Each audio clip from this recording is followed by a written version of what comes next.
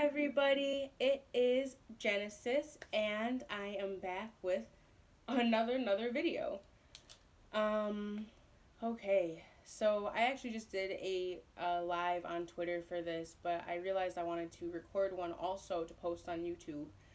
And it's kind of a continuation of the last video where I was talking about usage, but in a different way.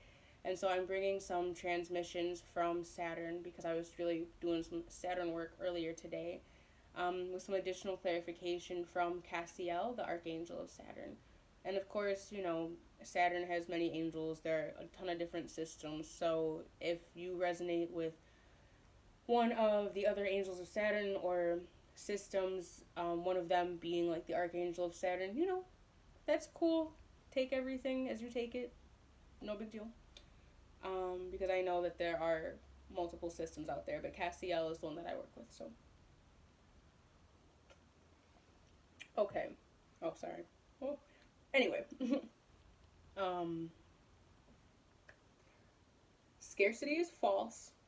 You have no needs, you have desires, and time isn't real. That's what we're going to break down today. So that first one came through, like, in the middle of this morning, and it was like, scarcity is manufactured. And I probably knew that intellectually, but didn't really realize it. So if you're seeing this, maybe this is just, a little reminder for you that scarcity is manufactured. There's no actual need. We all know that there's more than enough material wealth, food, housing, education, etc., for all of us on earth to have it. All of us to have it. Not just one, not 15, not 4 countries. Bitch, we can all have everything. There's enough for that. But the powers that be and the powers that like being powers don't want us to feel that there's enough. Because as soon as we feel that there is enough, as soon as we realize that we are enough, we stop being afraid of them. We stop being controllable. We stop worrying about having, right? And the way to drive money, the way to drive capitalism, the way it is right now, the way to drive fear and possession is to make people feel like that they don't have enough and that there is not security, that they can't have enough. And if you're so busy being stuck in this like first circuit root chakra worry about being enough and having enough and safety, and you'll never progress consciously. So that's a multifaceted thing. Honestly, scarcity is manufactured, and it was manufactured so that fat cats could stay fat cats from the dawn of time till now. That has not changed. Wealth attracts wealth. Wealth is neither positive nor negative, good nor bad. It simply is. An ocean is a beautiful representation of wealth. The ocean itself, with all the water, the abundant life and ecosystems within and around it, what it benefits beyond it, that is wealth. And we would never call it bad because it's the ocean and we need water. So, yeah, scarcity is manufactured. Wealth is neither good nor bad, and wealth does attract wealth. Money does attract money. That's the other thing.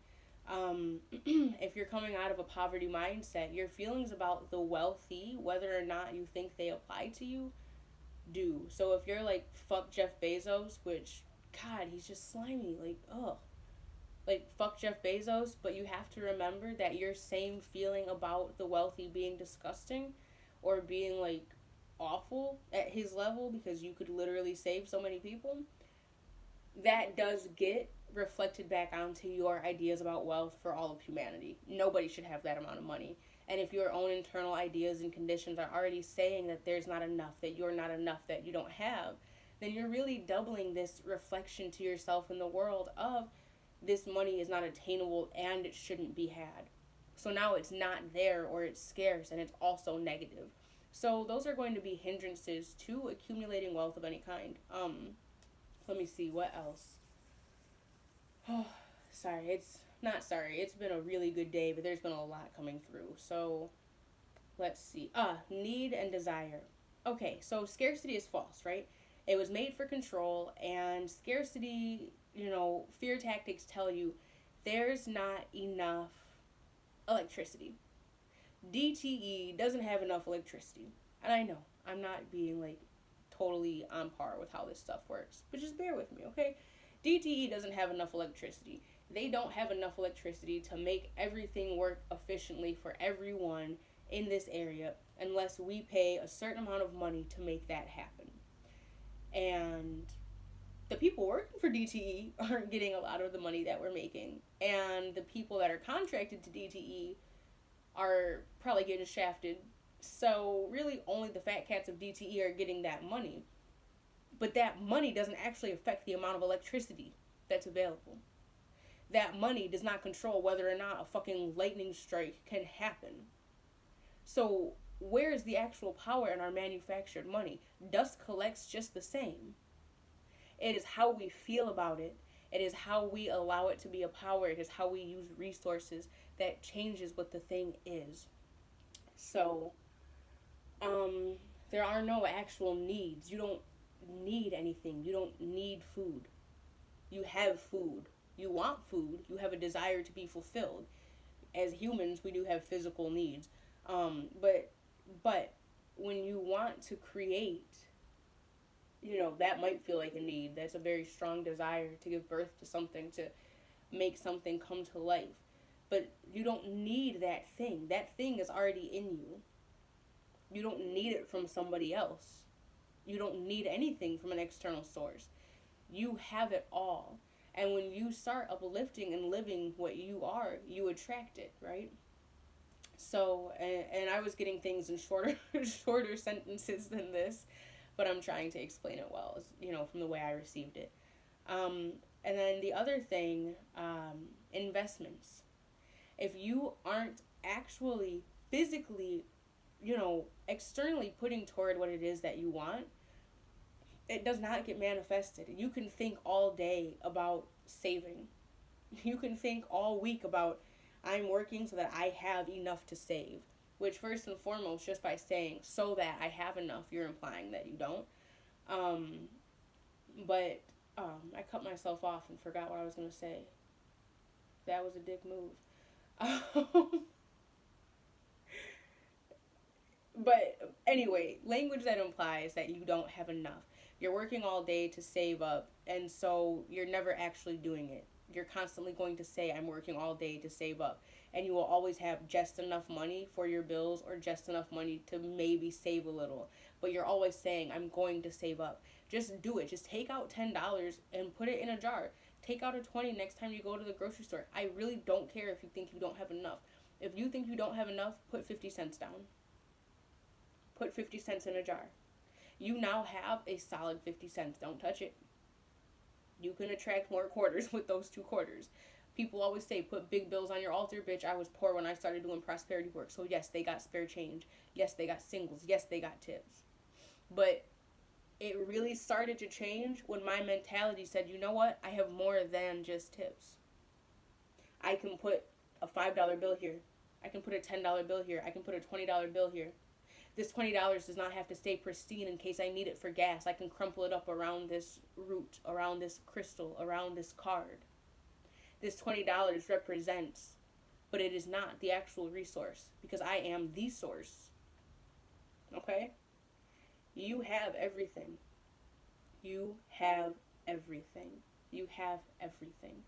The additional tips or cues are that A, time, again, is not real. Time is a concept that was manufactured for measurement, understanding, and context, like so many other concepts were. That said, time is not an actual hindrance. It's not an actual marker of anything. There's nothing that you have to be doing by a certain age. There's nothing that you have to have done by a certain age, okay? There's a lot that that should be done. There is a lot that can be done. But there's nothing that has to be done by a certain time because you have an infinity of time to do it. That said, you really, really need to be making manifest. I am going to get down to the tarot because I pulled tarot in that other video. And, I'll be real, that other video really had everything in it. It was a little more scattered, but it really had everything in it that came through. So I'm going to give you the breakdown tips right quick for the last part here. And I'll post this video for you guys, and I hope you love it. I'm really enjoying doing it. I've enjoyed doing all my work today. I'm having a little rum and coke, and it's good, and it's working. I got Crown right here, but I like that Kraken rum, and my other spirits like that Kraken rum. That shit is badass. If you guys are into other kinds of magic, that Kraken bottle, Leviathan, Bright, Protection, something like that, I don't know. I'm just saying, get crafty. So many spirits out there, and most of our ideas about them have not evolved, and most of our own consciousnesses have not evolved. But if you've been doing your work and all your weird shadow work and hanging out in like the abysses of space and stuff, like you can, you can get on good terms with some things and do some cool shit. Anyway, I digress. Back to basics is the first message from Cassiel. The Hanged Man is there, and what came to mind immediately was actually the Hanged Man or the Hanged One in the Mother Piece deck. And in that deck, the figure is hanging from a tree, much like this one, but her head is skimming in the water. And what came through was that you need to bring your consciousness to spirit. You need to bring your masculine to your feminine. There needs to be that piece of you that does, that makes, that creates, touching that piece of you that is still, that flows, that births, that brings through. So getting back to basics, earth energy, Virgo energy, especially that touching the earth, sitting outside, just anything that gets you grounded. Any grounding work is actually a reminder of source. And if you recall, everything is source, everything is resource. Time is money. So when you ground outside and you're getting some of that good ass energy from Gaia because you're an earthling now and you're getting all that shit, soaking it up, you are soaking up money. I have all the time in the world to lay here in the grass under the sun and be completely nurtured. And I am receiving nurturing as I do it. I am taking it all in. So any grounding practices are really good foundational practices for manifestation, for profitable abundance, and just for getting a good baseline. And again, being in divine timing, being at the pace of the divine, not at the pace of the false human matrix. The Hierophant is right here. Okay, so setting your own traditions is very important. Yes, Saturn is about tradition, but what came through is that a lot of individuals, families, communities, groups get stuck in doing one way of things. And while Saturn might seem like a very stuck energy, Saturn just knows what works for Saturn. Saturn and all of Saturn's beings know what the fuck worked for Saturn, so they keep doing it. And guess what? It keeps working. And Saturn is on divine timing because there's no time. So for us, we need to find that groove of our own. I know who I am, and I am the consciousness that I am. And so this life and, the rest of this life for me is about building and fortifying this consciousness.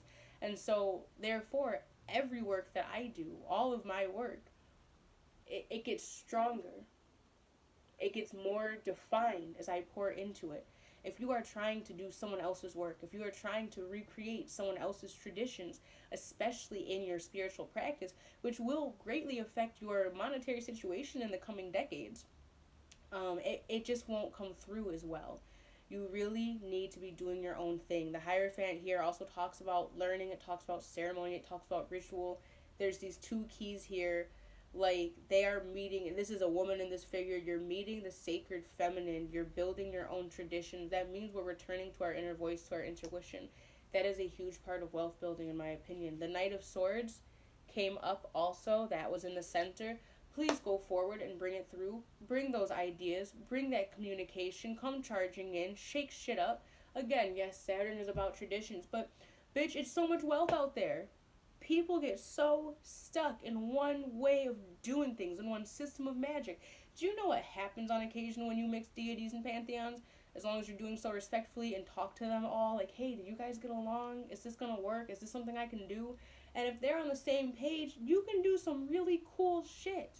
And you don't even have to be into deity stuff. You can make cool soaps. You can be an engineer.